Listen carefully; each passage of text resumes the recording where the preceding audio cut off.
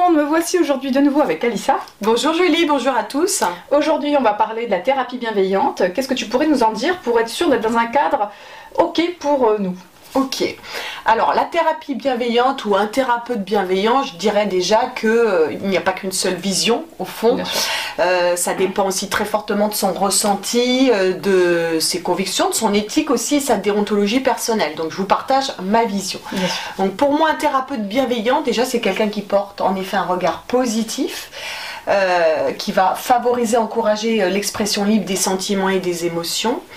Et c'est donc quelqu'un qui ne porte pas de jugement évidemment et qui accepte d'accueillir l'autre dans sa différence et dans sa singularité. D'accord, très bien.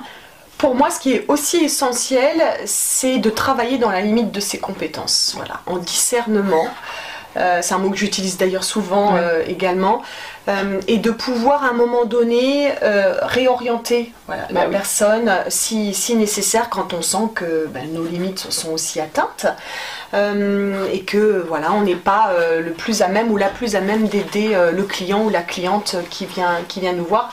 Et ça implique aussi de s'entourer d'un réseau suffisamment, j'allais dire costaud, étoffé, riche, dense pour pouvoir réorienter vers les bonnes personnes aussi, vers la personne qui serait juste à ce moment-là pour le client, la cliente. C'est un peu ce que je fais aussi à travers mes vidéos, c'est de comprendre comment fonctionnent certaines thématiques dans le bien-être pour pouvoir orienter en fonction des besoins, parce qu'en fonction de l'ouverture de chacun, voilà, il y a des personnes pas encore ouvertes, et donc du coup la sophro c'est déjà une première étape. S'il y a plus d'ouverture, ça peut être l'hypnose, la kinésio, enfin voilà, il y a la thérapie, enfin voilà, je sens qu'il y a des paliers dans ce champ de cheminement dans le développement personnel.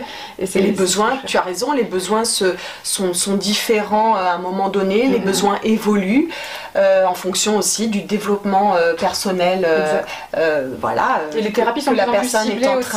Il y a des gens qui ont développé des thérapies avec des protocoles très précis, et donc et sur d'autres ça marche pas du tout. Donc c'est bien de cibler aussi les spécificités de chaque thérapie pour pouvoir être le plus efficace possible en fonction des thématiques que les gens éprouvent. Donc c'était important.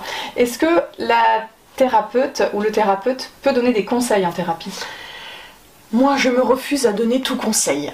Voilà, pour ce qui est de me concernant, ce n'est pas, en tout cas en tant que thérapeute en relation d'aide, ce n'est pas dans ma mission, dans ma fonction, dans mon rôle.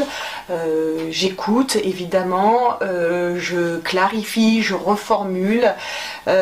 Tu accueilles. J'accueille. Pose des questions pour faire réfléchir. Je suis là pour accompagner la personne dans son discernement, à comprendre aussi ses fonctionnements, et puis à voir plus clair dans les dysfonctionnements qu'elle peut en effet rencontrer dans sa vie ou dans certains champs de vie, mais je ne conseille pas. D'accord.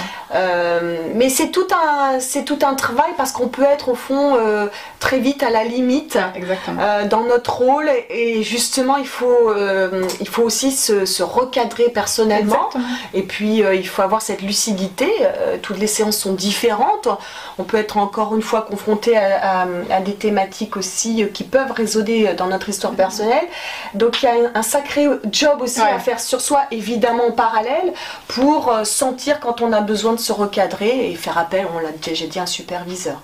Et n'oublions pas que la bienveillance, c'est vouloir le bien de quelqu'un, et donc veiller aussi au bien de quelqu'un. Dans un certain cadre, parce que bien sûr, dans un certain cadre, et en tout cas pour ce qui est de la thérapie et dans le cadre de la thérapie. Bien sûr, c'est important. Merci beaucoup Alissa. Merci Julie, merci. Merci à vous. Au revoir. Au revoir.